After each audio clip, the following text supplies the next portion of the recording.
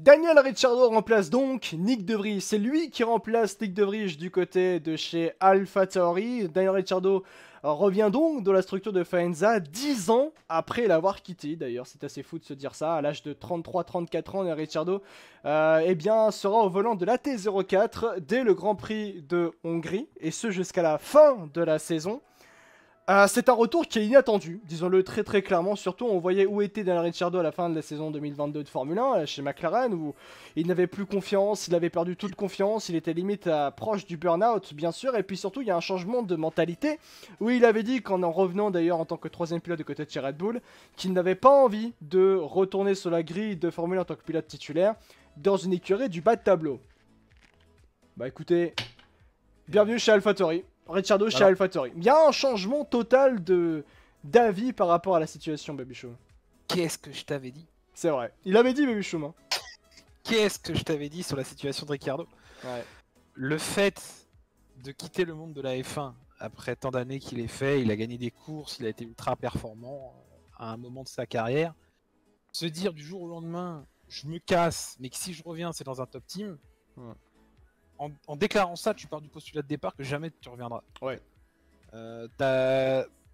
Ton départ de Red Bull a été en dents de scie derrière que jamais personne n'aurait voulu de toi au final. Le train Ferrari était passé.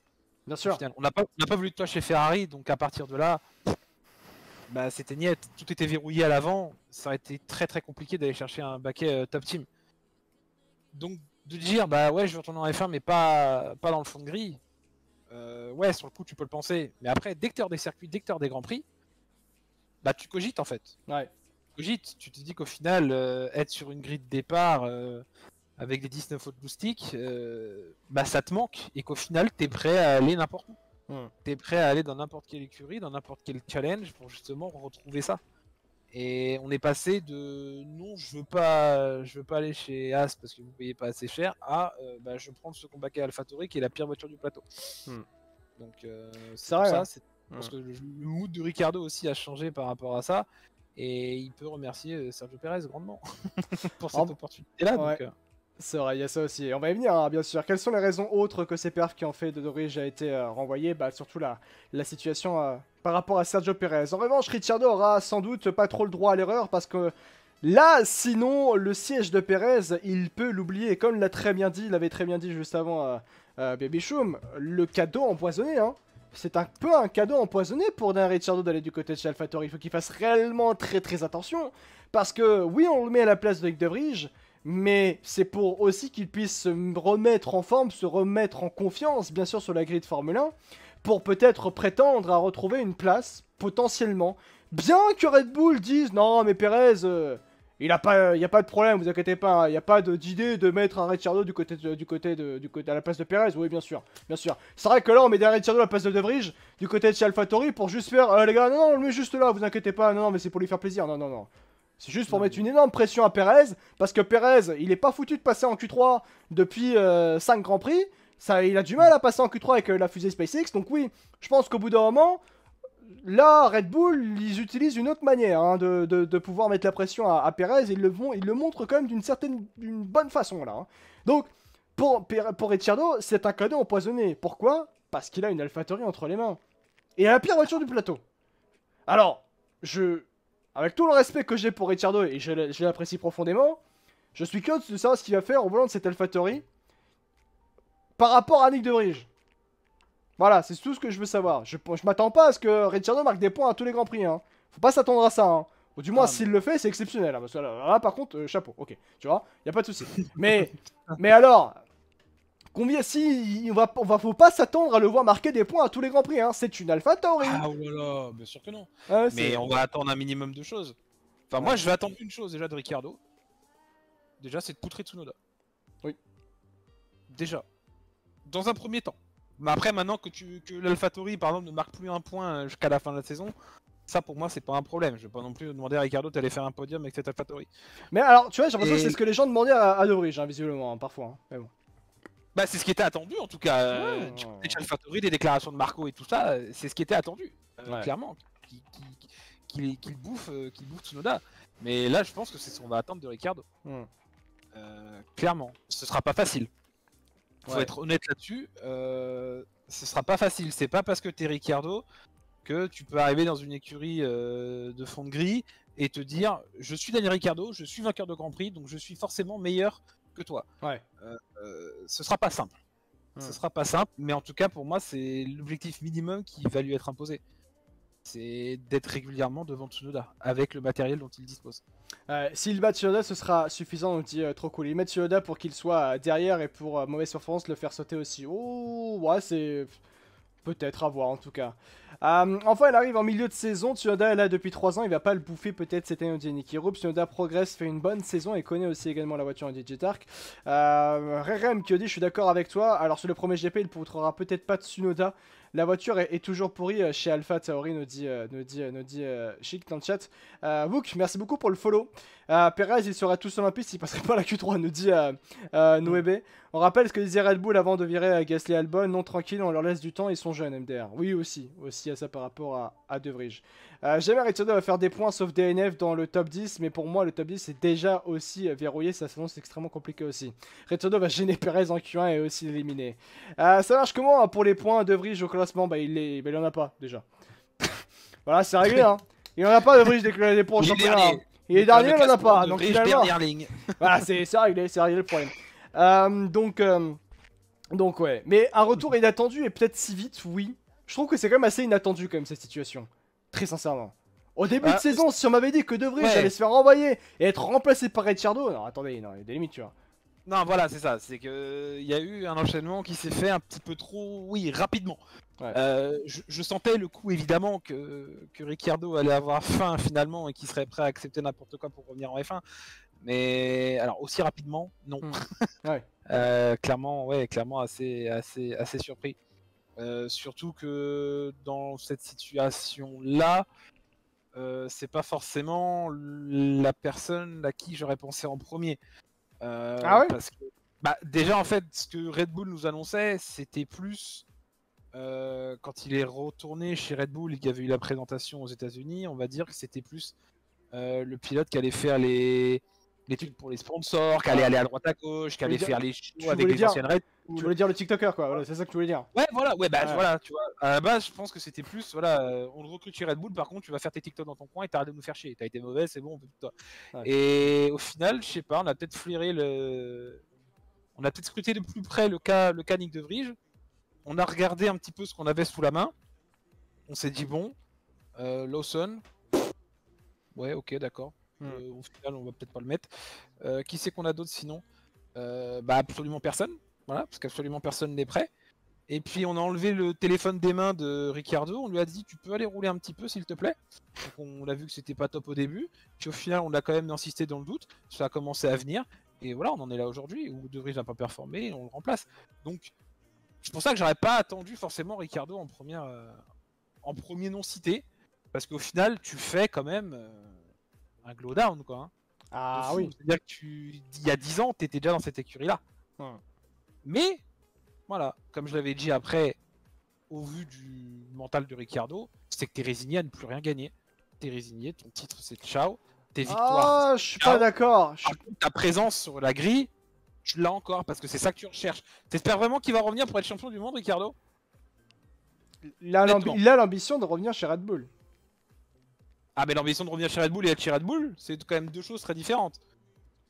Parce que là, dans le cas où ça marche pas, pourquoi ils iraient prendre Ricciardo?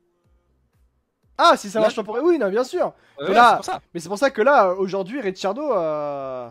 C'est ça, en fait, surtout le changement de mindset de Ricciardo, comme tu dis. Et comme tu l'as insinué. Là, on passe de...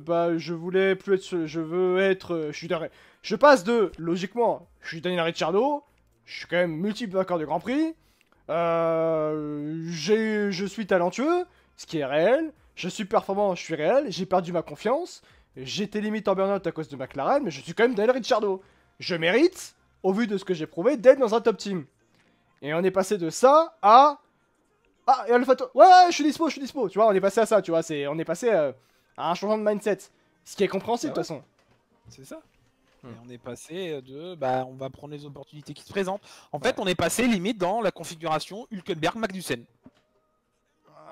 Tu vois? Ah, ils ont pas le même aura que Ricciardo, je suis d'accord, mais ils ont saisi une opportunité en F1, ils ont dit ah bah vas-y, bah je vais venir, tiens. Voilà. Reviens. Voilà. Et après, oui, comme le dirait Rem, il va chez AlphaTauri parce que c'est la famille Red Bull. Il y a un truc que tu avais, je crois que tu avais, bien sûr, je crois le truc que tu avais dit, mais c'est un fait. Ricciardo a refusé le baquet de chez Haas parce qu'il n'était pas, il n'y avait pas un assez bon salaire. Voilà, on va être très net là-dessus, il n'y avait pas un assez bon salaire. Et qui dit aussi qu'il n'avait pas réellement la motivation pour être du côté de chez Haas aussi également, qu'il avait besoin de se retrouver. Une chose qui est assez intéressante, c'est qu'aujourd'hui, on voit que chez Red Bull, il s'est retrouvé. Il s'est retrouvé d'ailleurs Ricciardo chez Red Bull. Ça, c'est quand même un élément aussi important à prendre en compte. C'est que pourquoi aussi on met un Ricciardo du côté de chez Red Bull, du côté de chez AlphaTauri. Pourquoi on met Ricciardo chez AlphaTauri? Parce que bah, il a retrouvé sa confiance. Il a retrouvé sa confiance, il a retrouvé son mojo. On le voit peut-être beaucoup plus performant. Il y a aussi un fait qui est très intéressant par rapport à tout ça. Je reviens par rapport aux essais Pirelli de tout à l'heure. Parce que tout ça, c'est décidé aujourd'hui, hein, je tiens juste à dire. Hein. Ça, c'est pas décidé hier ou avant-hier. Hein. Enfin, selon Red Bull. Quoique. Il y a quand même une chose qui est extrêmement folle. Hein. C'est-à-dire que Ricciardo, selon Red Bull, hein, Daniel Ricciardo se serait tellement montré performant durant les essais Pirelli à Silverstone ce mardi que bah, il était inévitable, selon Red Bull, de ne pas le mettre du côté de chez AlphaTauri à la place de Nick De Vries. Ça veut dire que en seulement quelques tours, Daniel Ricciardo a prouvé à Red Bull que bah, il n'avait pas perdu son niveau et qu'il était trop performant pour ne pas être sur la grille. Voilà en fait ce que ça veut dire du côté de chez Red Bull. Je répète, selon Red Bull. Hein, selon Red Bull. Après, non mais je finis juste un truc. Après, oui, ça, il a intérêt à se mouiller la nuque, Daniel Ricciardo, en passant de l'RB19, donc ça veut dire de la fusée SpaceX, à la semaine prochaine, quand il va piloter l'AlphaTauri, la T04, et qui va aller piloter, mon ref, il va aller piloter, mais alors, une Citroën Fuego, mais ça va être une... Il va limite, il va aller sortir de la voiture, il va se dire, mais attendez, c'est quoi cette bouse là que vous me donnez là? C'est quoi ça? Vraiment, il a intérêt, vraiment, j'espère pour lui qu'il va se mouiller la nuque, parce que là, il va avoir du mal hein, à se remettre dessus. Mais en gros, c'est ça, c'est comme... Il s'est montré il s'est montré à un niveau de performance enfin, à un niveau de performance très élevé, tout simplement. À une Citroën Fuego, une Renault Fuego, pardon. Une Renault Fuego. Voilà. Non mais, une Renault Fuego qui va piloter là, derrière Ricciardo. Mais attention, hein. Voilà, il va piloter la Ferrari 2020 qui n'avançait pas. Aussi également, d'une certaine manière. En vrai, ils ont raison s'il fait le même chrono que Max en qualif ou très proche de lui. Après, voilà, je remets juste dans le contexte. C'est que le communiqué de Red Bull, quand même, ça fait un peu prétexte. On va être très honnête. Ouais. Ça fait très prétexte. Avec enfin, je crois volontiers, et je suis quelqu'un qui adore profondément Daniel Ricciardo, il n'y a pas de souci là-dessus. Je crois volontiers, bien sûr, que Ricciardo a un talent qui mérite d'être en Formule 1 et soit avec les de Formule 1, il n'y a pas de souci là-dessus. Il n'y a pas de problème. Mais bon, c'était des essais Pirelli. Des essais Pirelli, des essais pour tester des pneumatiques. Voilà, c'est ça en fait que je veux dire, ça fait un peu prétexte. Mais bien sûr, oui, il n'y a pas de souci là-dessus. Daniel Ricciardo a un niveau, et a un niveau de performance, et a un niveau de talent qui doit être sur cette grille de Formule 1. C'est l'un des pilotes les plus attractifs, l'un des pilotes les plus impressionnants qu'on a pu avoir ces dernières années en Formule 1, et il se devait d'être sur la grille de Formule 1. D'ailleurs, il était même presque impensable sur les dernières années d'imaginer que Ricciardo ne pouvait pas être sur une grille de Formule 1, tout simplement. Mais voilà, c'est juste que le communiqué fait un petit peu prétexte. Voilà, disons-le clairement. Vas-y, Wichum. Bien sûr, le communiqué fait ultra prétexte à ce que Ricciardo revienne. Par contre, il y a aussi quelque chose dans ce communiqué de Red Bull aussi qui trompe pas, ou qui s'est dit à côté, mais il aurait été capable, visiblement, je sais pas comment, dans quel monde, machin, mais justement avec ses essais Pirelli, machin, tout ça, de potentiellement jouer la première ligne au Grand Prix de Grande-Bretagne par le week-end dernier. C'est-à-dire que s'il avait roulé, c'était P1 Verstappen, P2 Ricciardo. Ouais. Donc, t'encenses Ricciardo, donc du coup, tu te justifies, on va dire, de remplacer De Vries par Ricciardo. Alors, je sais bien, oui, c'est pas le communiqué, je sais bien, mais c'est ce qui s'est dit. Oui. Voilà, c'est ce que j'ai entendu dire en tout cas. Un journaliste officiel de la Formule 1 a quand même révélé ça, voilà, c'est ce que je veux dire. Voilà, se dire ça, Mais déjà, t'envoies un message de dire bon, bah voilà, on vend notre pilote Ricciardo, on va le mettre chez AlphaTauri, mais t'envoies une bastos, c'est un lance-roquette même, encore une fois de plus, à Sergio Pérez. Ah oui, hein. C'est quand même aussi monumental. C'est-à-dire que Pérez, maintenant, mais tu sais même plus sur quel pied, il sait même plus sur quel pied danser en fait. Parce que t'en as un moment, il va se faire allumer comme jamais. Après, il va se faire défendre. Après, on va faire des sous-entendus sur lui. Après, on va le réattaquer. Après, on va le rédéfendre. Mais c'est même pas des sous-entendus là. Non, mais oui, il y a des attaques directes. Ouais. Après, 5 minutes après, on va le défendre. Parce qu'on va dire, ouais, non, il va bougera pas, machin. Tu vas avoir comment Marco qui va faire, oui, non, c'est une brêle en gros, tu vois. Ensuite, on va dire, ouais, mais là, il était parti en vacances ou bu trop de tequila ou machin. Tu sais plus. Je pense qu'à mon avis, t'es à la place de Pérez, mais t'es là. Non mais c'est ça, alors clairement c'est ça. Et tu parlais de sous-entendus, il y a même plus de sous-entendus là. Pour moi, il y a plus de sous-entendus. Mais... Comment vous vous rendez compte, juste 2 petites secondes. Ricciardo qui est nominé du côté de chez AlphaTauri. Ricciardo qui va chez AlphaTauri, ça fout une pression mais monumentale sur Pérez. Vous vous rendez compte que quand même Red Bull a quand même communiqué sur un truc lors de la nomination de Ricciardo chez AlphaTauri. Ils disent, via donc des informations récupérées par un journaliste officiel de la Formule 1, qui est Lorenz Moretto, je cite, Daniel Ricciardo avec les chronos qu'il a fait durant les essais Pirelli aurait pu se qualifier en première ligne du Grand Prix Grande-Bretagne. Il a démarré combien de Sergio Pérez? Juste pour savoir. Non mais voilà, non mais c'est juste voilà, c'est que voilà, tu sors quand même cette information là pour dire à Pérez, bien que tu le dis officiellement et publiquement, non mais Pérez, vous inquiétez pas, il va rester en 2024. Non mais Pérez, on a confiance en lui. Il devrait plus se concentrer, mais on a confiance en lui, ne vous inquiétez pas. Et on sait qu'il peut mieux faire. Ok, on sait qu'il peut mieux faire. Mais alors dans ce cas, allez, on dit en termes d'information, allez, il aurait pu se qualifier d'un Ricciardo lors des tests Pirelli en première ligne du Grand Prix de Grande-Bretagne. Tout en sachant que bon, ce sont des essais Pirelli, c'est pas les mêmes conditions d'une certaine manière. On sait que cette info, il faut la tempérer, et on la tempère de toute façon, bien sûr. Ça, mais c'est Red Bull qui sort quand même cette information-là, et ils savent très bien ce qu'ils font. Donc, oui, t'es Sergio Pérez en train de te dire, mais qu'est-ce que, mais alors là, en fait, je suis en grand danger. En fait, là, je suis en train de me faire nominer pour me faire éliminer de l'émission. En fait, en gros, c'est un peu ça la situation. C'est un peu ça, quoi. L'idée, mais après, de toute façon, là, le plan. En tout cas, je pense qu'on voit tous le même plan. Ouais. En tout cas, avec l'annonce d'aujourd'hui, sauf retournement de situation. Bon, après, Red Bull est capable de vous en sortir des dingueries, mais ouais. Le plan, il est tout simple. Tu mets Ricciardo pendant une demi-saison chez AlphaTauri. Tu vires Pérez pour non-performance. Ouais. Tu mets Ricciardo à côté de Verstappen. Et ensuite, tu repars de zéro forcément la saison prochaine avec AlphaTauri. Et là, bah, tu libre cours à ton imagination, tu mets qui tu veux. Hein, ouais. Mais Pierre-Paul Jacques, je pense qu'à mon avis, il s'en fout royal. Et je pense que le plan pour Red Bull, bah, c'est celui-là. Sauf retournement situation, c'est celui-ci. Donc maintenant, là, les 6 mois qui vont venir vont être très importants pour Daniel, très importants pour Pérez. Même si, bon, là, je pense qu'il y aura. C'est compliqué qu'il y ait un retour en arrière possible. Ouais. Je pense. Là maintenant Pérez il a intérêt à se remettre dans le rang finalement. Là Pérez il doit se remettre dans le rang finalement. Et ouais mais c'est trop tard. Ouais. Et ouais mais c'est beaucoup trop tard. Il t'a vendu du rêve pendant 3 courses et derrière c'est... Mais c'est là on voit la force de Red Bull et à quel point ils sont malins. Hein. Ils ont une marge de manœuvre Red Bull, mais moi ça me fascine. Hein. Ah bah là oui. Ah moi je trouve ça fascinant chez Red Bull, la manière dont ils ont géré les choses. Ils ont dit à Pérez en début de saison, ouais fais ta connerie. Ah tu veux continuer? Continue, vas-y. Tu veux être champion du monde? Ouais essaye, ne t'inquiète pas. Ah tu veux continuer sur ce jeu là? Attends bouge pas. Ouais Nick? Ouais t'inquiète pas, ouais merci, va plus loin s'il te plaît.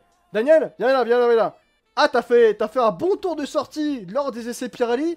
Tu mérites d'aller chez AlphaTauri. Pérez qui est en train de se dire. Ah ouais d'accord, ok, Ricciardo, on m'avait dit que j'avais pas besoin de m'en méfier, finalement je vais peut-être devoir m'en méfier. Voilà un petit peu la situation. Là, mais Pérez, là maintenant, Red Bull, mais ils ont une manière de... Mais là vraiment, ils ont une manière d'exploiter les situations et d'aller calmer les pilotes qui sont un peu chiants à leurs yeux, qui c'est juste exceptionnel. Voilà. Ils peuvent se permettre, en fait, ils ont tellement une avance folle. Enfin, je veux dire... On banalise les performances quand même de Verstappen cette saison. Faut se rendre compte que le mec il est premier au championnat pilote, premier au championnat constructeur.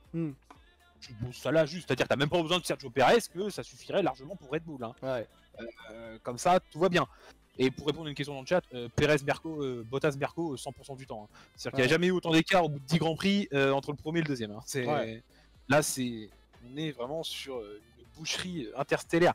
Et donc forcément, comme tu dis, il profite justement de cette surdomination de Red Bull, de se dire, les gars, on a le temps, on est chill. On va être champion pilote, on va être champion constructeur. Fais ton beau, vas-y. Parce que bon, ce qui nous a déclaré Sergio Perez en début de saison, et ce qu'il nous fait aujourd'hui, enfin, faut dire, c'est très drôle. Même nous, ça nous avait surpris en début de saison de se dire, ah bah oui. Ok, si je me sens pas soutenu, je vais la faire à ma manière. Bah putain frérot, si c'est ça, faire ta manière de pas passer Q3 pendant 5 Grands Prix et te cracher en Q1 aussi à Monaco, oui, c'est une bonne manière ça. Ouais, il y a d'autres façons de se faire voir quand même, je trouve. Après, moi je sais pas. Hein, tu vois, il y a Abdes dans le chat qui nous dit, pour moi, c'est déjà fini pour Perez. On a vu que Red Bull cible Norris. Je pense que ça sera leur choix numéro 1. Et si ça fonctionne pas, ce sera entre celui qui performe le mieux entre Tsunoda et Ricciardo aussi, également, nous dit Abdes. Je pense pas que ce soit déjà fini pour Perez, mais je pense que là, il s'est pris un sacré avertissement et un sacré carton jaune en direct. Oh, mais là, le carton, il est rouge-orangé, là. Hein. Mais tu vois, c'était Furissant qui en parlait tout à l'heure. Si on compare la situation de Perez et de Vries, factuellement, je dis bien factuellement parlant, hein. Moi, si vous me demandiez lequel des deux il fallait renvoyer, c'était Perez. Hein. Tu vois. Bah, je demande la question, je pose la question aussi au chat, hein, par rapport à ça. Hein. Mais bon, vas-y, Bébiche. Oui, je pense que oui, dans l'instant T, ouais, c'était évidemment le premier à aller voir ailleurs. Mais encore une fois, Perez out, mais pour moi, pas Perez en cours de saison comme ça, tu vois. T'attends la fin de la saison et merci pour les services rendus, merci pour 2021, ce que tu veux, ciao. Allez, bisous. Mais pas, voilà, il aurait fallu faire ça proprement et pas en cours de saison. Évidemment, on est pressé de voir ce que peut faire Perez derrière. Parce qu'il serait temps qu'il se réveille quand même, hein, le garçon, parce qu'il est au cœur de toutes les attentions là. Donc, je pense qu'on va scruter ces grands prix. Ricciardo a fait 109 tours à Silverstone aujourd'hui, donc ce mardi, avec un meilleur temps de 1:27.415. La qualification, c'était comment? Quelle question? Rendez-vous compte, juste 2 petites secondes, Red Bull communique réellement tout ça. Hein. Je tiens juste à rappeler ça. Je rappelle juste une chose, Red Bull communique tout ça, hein. Je tiens juste à rappeler ça. Red Bull communique tous les chronos, communique tout ce qu'ils sont en train de communiquer là, comme il faut. Allez, et c'est pas les mêmes conditions bien sûr, non mais oui, non mais même on s'en fiche, ils communiquent tout ce qu'ils doivent communiquer, parce que juste, voilà, Perez, ouais, tiens Sergio, ouais, t'es en vacances là, rien à foutre. Tiens voilà, écoute bien ce qu'on entend là. Voilà, c'est un peu ça. Voilà. Il a fait 27.4 la pole en 27.6, ça l'aurait placé en 8ème position sur la grille. Si on prenait la grille. Mais alors, attendez, mais il y a un problème. Qui a sorti? Alors, Lorenz Barreto, écoute-moi bien. Qu'est-ce que tu nous sors là? C'est pas la première ligne. Richard best time from today's test 1:27.4. Verstappen 1:26.7. Of course, the condition full load, tires, etc. will be the still make. Ok, alors voilà. Tu exagères avec Perez, t'es un anti-Perez. Alors, bon, je suis pas un anti-Perez, sachez-le. Je suis quelqu'un qui suit un. Alors, pour le coup, on va pas me sortir que je suis un anti-Perez. Si ça Verstappen. Oh l'autre, anti-Perez. Anti-Perez sur Verstappen. Je sais que c'est là, il rigole. Verstappen, ouais, non, mais bien sûr, mais c'est juste que. C'est une situation, c'est quand même. C'est assez fou cette histoire. Après, on parle effectivement, bien sûr, de Red Bull par rapport à Perez. Mais pour Daniel Ricciardo, c'est tout bénef. Le plan de Ricciardo aujourd'hui. Parce que là, Ricciardo qui remplace donc Nick De Vries du côté de chez AlphaTauri. Mais pour lui, c'est une offrande. C'est littéralement le plan parfait pour lui. C'était d'ailleurs le plan qu'il voulait appliquer, mais dès la saison 2024, dès l'année prochaine. Finalement, son plan, il peut le mettre en marche dès maintenant, dès le Grand Prix de Hongrie, plutôt que prévu. Parce que le plan de Ricciardo, c'était de rester dans le giron Red Bull, de signer chez AlphaTauri, de montrer sa performance et qui il est réellement, et de se remontrer tel qu'il est réellement en Formule 1 sur la grille. Pour taper réellement dans l'œil d'Helmut Marko et de Chris Horner, pour qu'il puisse être à la place de Sergio Perez. Mais ce qui est même encore plus fou de cette histoire-là, c'est que Red Bull semble réellement vouloir entrer dans son jeu. Réellement entrer dans son jeu. Pourquoi? Parce qu'ils le mettent du côté de chez AlphaTauri et ils communiquent bien comme il faut sur cette situation en disant bah, il était très performant d'ailleurs durant les essais Pirelli. Il a été même plus performant que Sergio Perez et il pouvait, avec les chronos qu'il a sortis, se qualifier au niveau de la première ligne de ce Grand Prix de Grande-Bretagne. Voilà, vous notez que tout le monde est en train de... Bah ça arrange visiblement les deux parties, Red Bull et Daniel Ricciardo, cette situation-là. Et c'est tout bénef pour eux, niveau com, de tous les côtés. Et c'est parfait. Et je suis très content pour Ricciardo, aussi soit dit en passant, je suis très heureux pour lui. Voilà, je rajoute ça. Vas-y, vas-y. Ouais, après, quand on voit la situation de Ricciardo, on va dire, sous un autre angle, ça fait un petit peu syndrome de Stockholm aussi. Hein. Oui, oui, clairement. Oui. Dans le sens où il y a eu cet incident avec Verstappen à Bakou, qui a scellé le sort de Ricciardo, qui a vu comment il était traité en interne vis-à-vis de Verstappen, qui a dit ok, c'est bon les gars, j'en peux plus l'année prochaine, je me casse, c'est ciao, j'en ai marre de comment ça se passe ici, de comment je suis traité et tout, c'est bon, j'en ai assez. Il part, et tu regardes, bah, quelques saisons plus tard, il est de retour. Pour quel objectif du coup? Remonter chez Red Bull pour potentiellement être de nouveau le coéquipier de Max Verstappen. Ouais. Je trouve ça assez cocasse. Maintenant, c'est sûr qu'il y a du temps qui est passé, hein, l'eau a coulé sous les ponts, machin, tout ça. Après, je rajoute, Max Verstappen et Ricciardo s'apprécient beaucoup et sont même amis dans la vie. Et petite aussi anecdote. Oui, bah, ça pue beaucoup, hein, ils se marrent beaucoup. Petite anecdote en plus d'ailleurs par rapport à ça, sachez que Chris Horner a posté bah, l'annonce sur son Insta autour du retour de Ricciardo sur la grille. Sachez que Verstappen a liké en moins de 5 minutes. Hein. Et Verstappen, c'est quelqu'un qui est très instinctif, hein, qui fait tout très naturellement. Hein. Donc, pour vous dire, il y en a beaucoup qui sont très heureux de la situation, du retour de Ricciardo. Je pense que Verstappen, il est malheureusement très déçu de voir aussi Nick De Vries partir. On attend toujours la déclaration de Nick De Vries à l'heure actuelle. Donc, il y a ça, en fait, tu vois. Quand tu vois la voiture de Red Bull qui aurait fait autrement, aussi, nous dit Aurel. À voir. Au moins, il va retrouver une voiture performante, même si en interne, ça va favoriser Max Verstappen, si effectivement Ricciardo vient à signer du côté de chez Red Bull. Est-ce que ce move de Red Bull ne serait pas pour les saisons prochaines, dans le sens où ils ont peur d'avoir une mauvaise voiture? Je sais que ça paraît peut-être totalement un problème, mais on sait jamais. Oh non, en vrai, je pense que Red Bull, ils ont bien compris qu'ils sont bien en avance à l'heure actuelle. Les TikTok vont vraiment me manquer quand même. Je pense aussi que Red Bull cherche à avoir une tête d'affiche pour le futur changement de nom et d'identité par rapport à AlphaTauri. C'est la transition, merci beaucoup Slack. Merci beaucoup, bah, c'est exactement ça en plus là où je veux en venir. Parce qu'il ne faut pas oublier que pour l'année prochaine, AlphaTauri va changer de nom. AlphaTauri, l'année prochaine, va changer drastiquement dans son fonctionnement. L'écurie va en partie déménager du côté de l'Angleterre.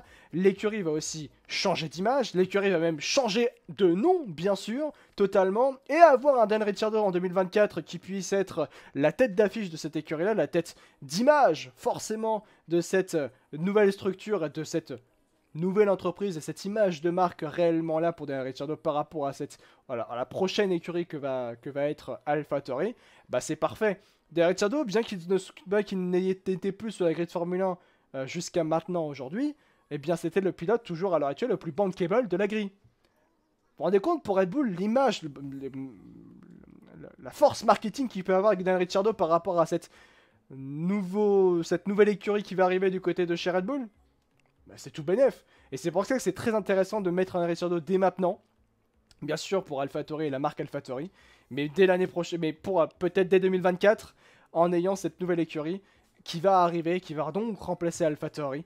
Et vous prenez un Ricciardo par rapport à ça, bah, c'est tout simplement tout bénef. Juste parfait. Et c'est tout à fait logique. Vous avez un pilote bankable qui est talentueux, qui est performant, qui peut vous donner de la performance et qui peut vous amener une capacité d'image exceptionnelle. C'est tout bénef pour Red Bull. C'est tout bénef pour la structure effectivement qui arrivera dès l'année prochaine par rapport à la nouvelle AlphaTauri. D'accord avec ça, Babychum? Bah, ça dépend de l'objectif final, en fait. Si tu comptes remplacer du coup Perez dès la saison prochaine, c'est vrai, aussi, Ricciardo fait pas partie du coup de ce nouveau projet-là. Sachant, comme tu le dis, tout va être neuf.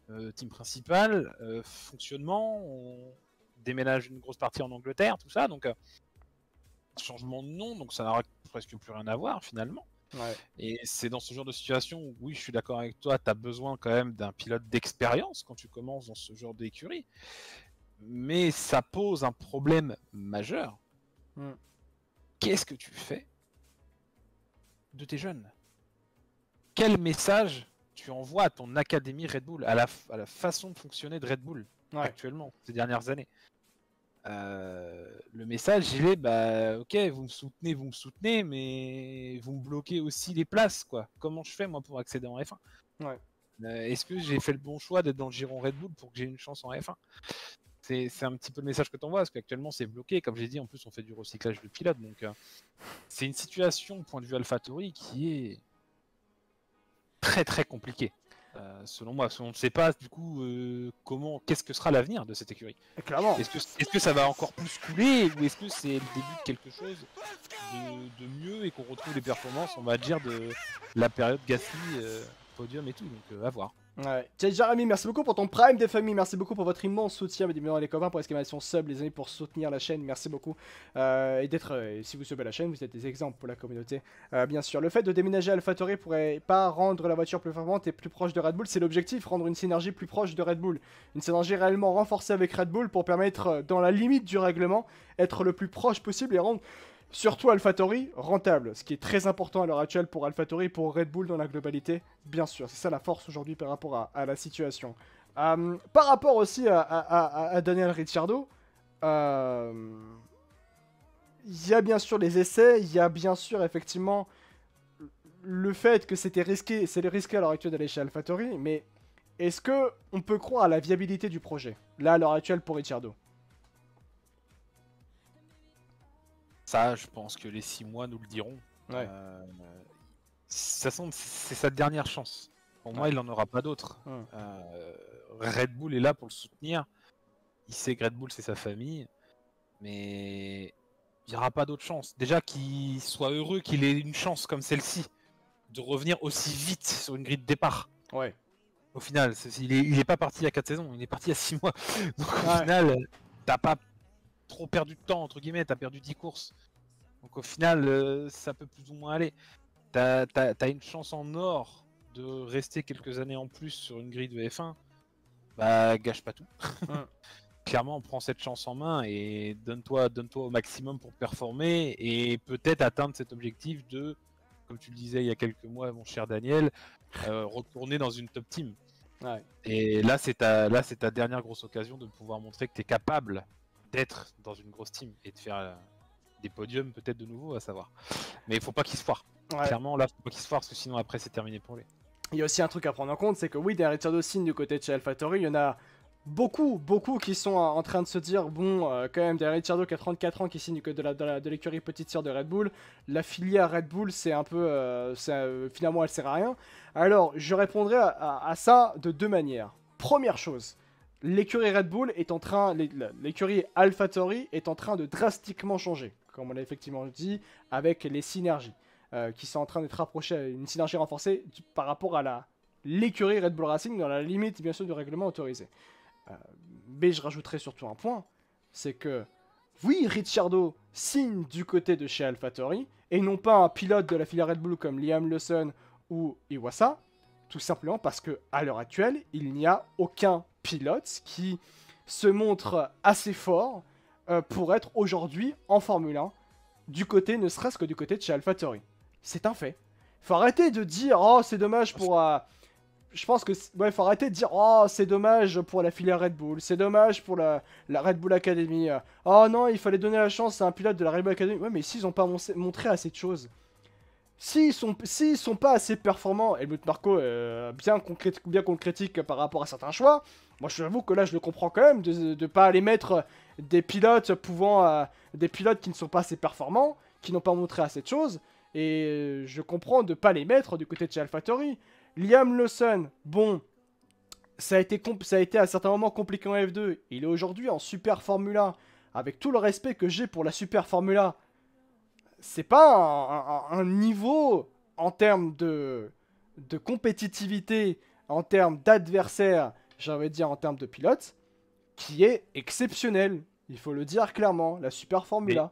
Donc c'est tout à fait logique. Vous parlez d'Ayumu Iwasa, qui est un pilote qui se montre très intéressant en F2, mais à l'heure actuelle, ce n'est pas assez pour être en Formule 1.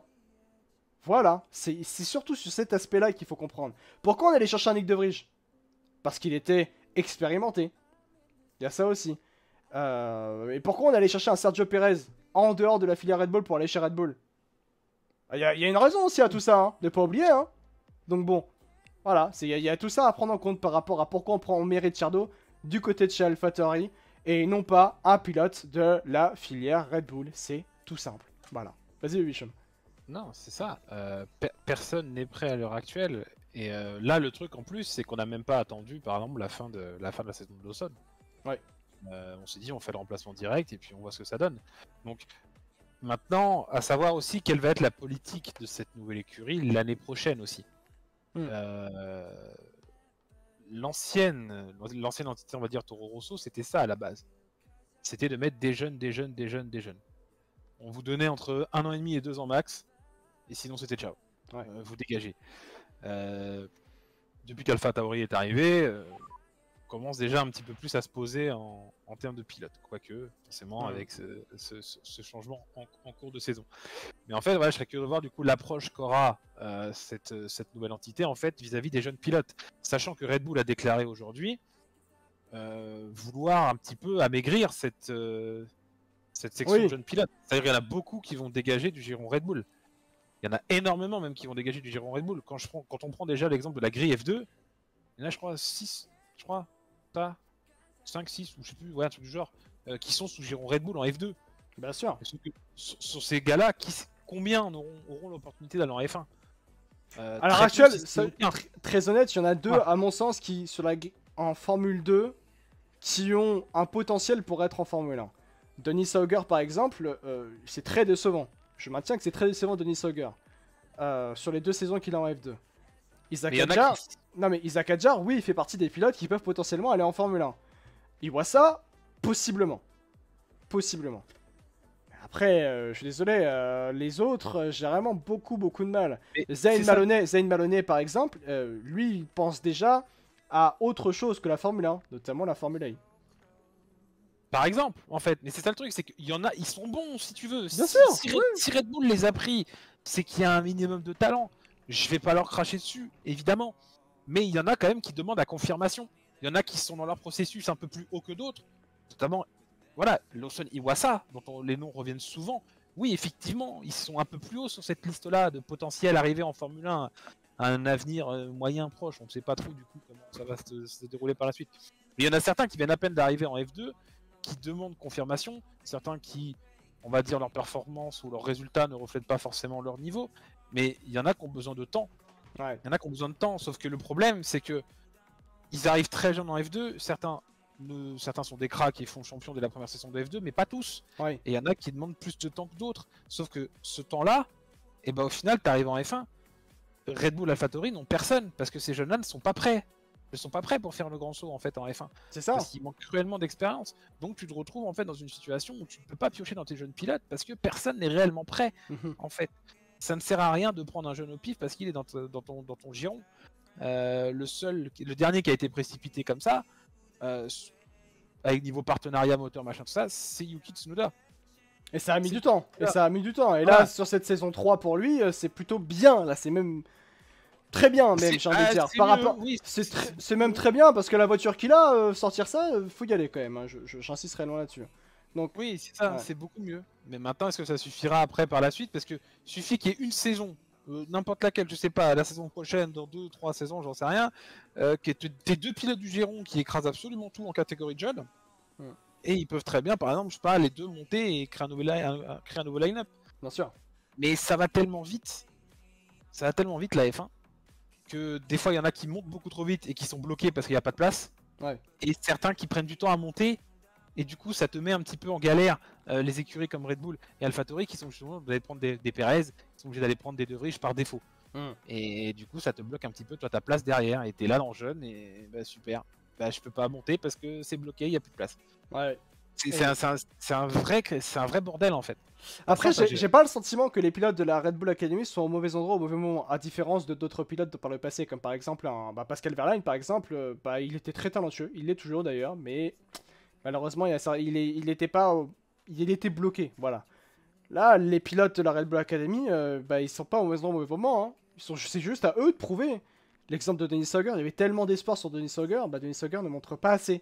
Isaac Adjar, tout le monde a conscience que c'est beaucoup de malchance par rapport à où est-ce qu'il est avec Hightech, mais il peut réellement mieux performer, tu vois. Bien sûr, tu vois, mais il y en a plein comme ça. Confirmation encore une fois. Bien sûr, c'est vraiment une confirmation. Bah, je suis d'accord. Te dire par exemple la saison prochaine, on va virer Yuki, on va mettre Isaac. Oui.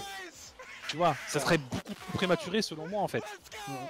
En gros. Vrai. Et il y en a pas mal dans ce cas, donc c'est pour ça. Maintenant, je sais pas si ceux qui sont présents sur la grille F2 actuelle sous Giron Red Bull vont tous le rester. C'est la question que je me pose. Je pense que je vais suivre ça un petit peu de près, voir qui c'est qui va sauter, qui c'est qui va rester. Parce que quand on voit la liste, elle est quand même assez longue, et pas qu'en F2, hein, vraiment dans tout support confondu, ils ont quand même beaucoup de pilotes. Donc à voir sur qui ils misent plus. Ouais. Ça peut être aussi intéressant à voir. Même moi ça je ne le vois pas en Formule 1, nous dit Oral, c'est vrai. Merci beaucoup Kevin, merci beaucoup pour ton resub, ton 11e mois au total, ton Sirin des familles, merci beaucoup. Point d'exclamation sub les amis dans le chat pour devenir des exemples pour la communauté, merci beaucoup.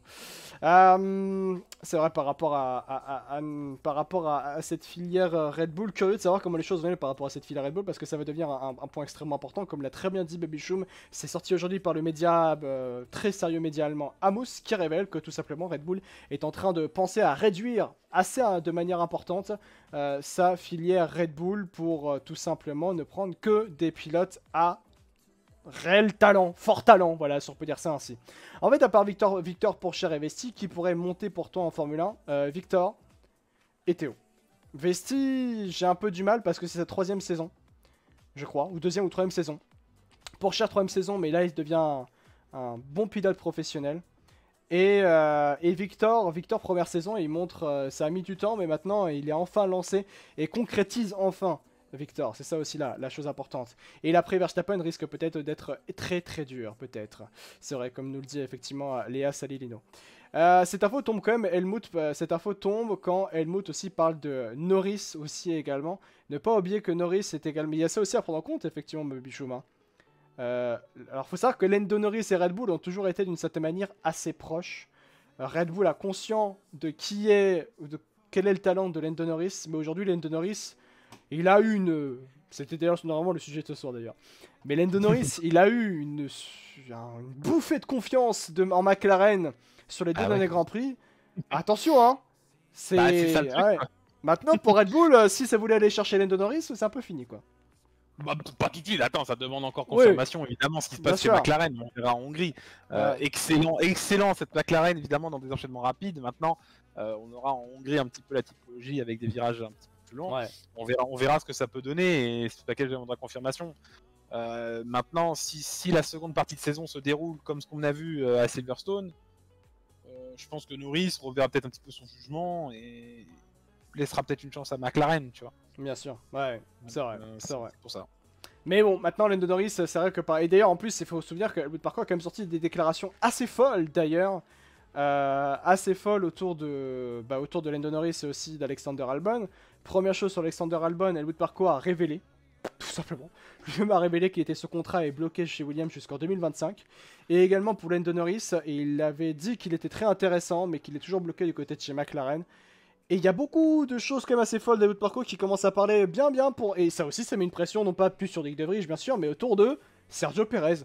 Pression que Helmut Marko, il met bien la pression sur Sergio Perez. Hein. Il est sur ses côtes, hein, voilà. J'espère que les côtelettes de Sergio Perez sont très bonnes pour Helmut Marko.